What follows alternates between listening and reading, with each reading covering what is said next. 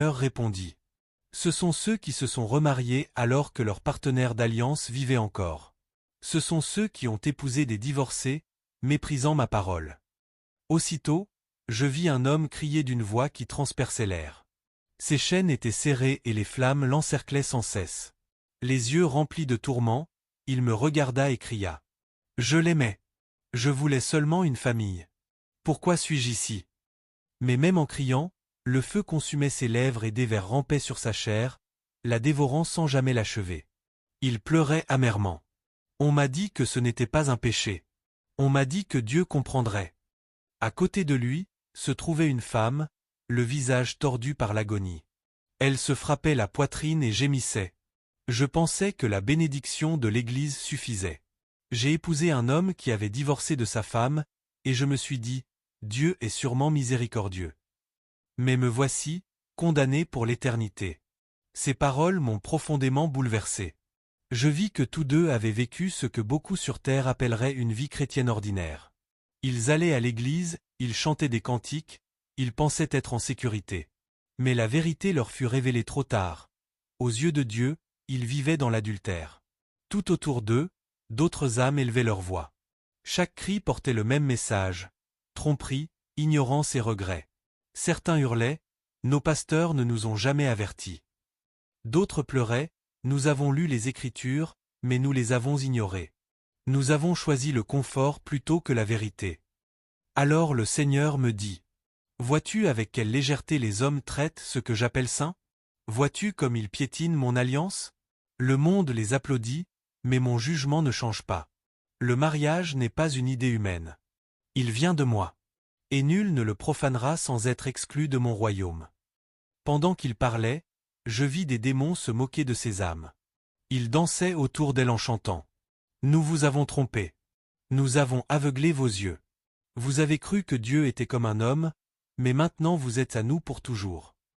Leur rire résonnait comme le tonnerre, intensifiant encore le tourment.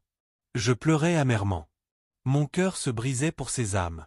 J'aurais voulu implorer la miséricorde, mais je savais que leur sort était scellé. Alors le Seigneur parla de nouveau. Dis à mon peuple, beaucoup dans mon Église vivent dans ce péché et croient être en sécurité. Ils lèvent leurs mains vers moi. Ils prient en mon nom, mais demeurent dans la désobéissance. S'ils ne se repentent pas, ce lieu sera leur part. Je tombai à genoux, tremblant. Les cris des damnés emplissaient mes oreilles, leur voix résonnant pour l'éternité. Si seulement nous avions obéi. Si seulement nous avions écouté. À ce moment, je compris que la plus grande douleur de l'enfer n'est pas le feu. C'est le regret éternel de connaître la vérité alors qu'il est déjà trop tard.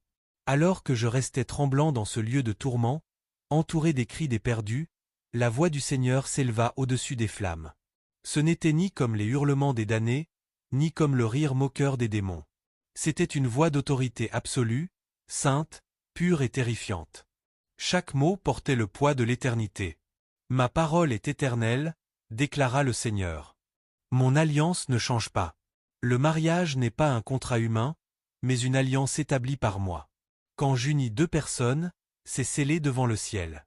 Aucun homme n'a le pouvoir d'annuler ce que j'ai uni. Les flammes semblaient s'incliner à mesure que sa voix tonnait encore. Mais beaucoup ont méprisé mon alliance.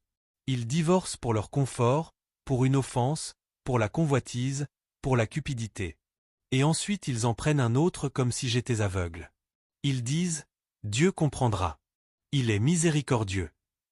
Pourtant, j'ai parlé. Celui qui épouse une personne divorcée commet l'adultère, et aucun adultère n'héritera de mon royaume. Je pleurais amèrement pendant qu'il parlait, car je voyais combien l'Église traite à la légère ce sujet sacré.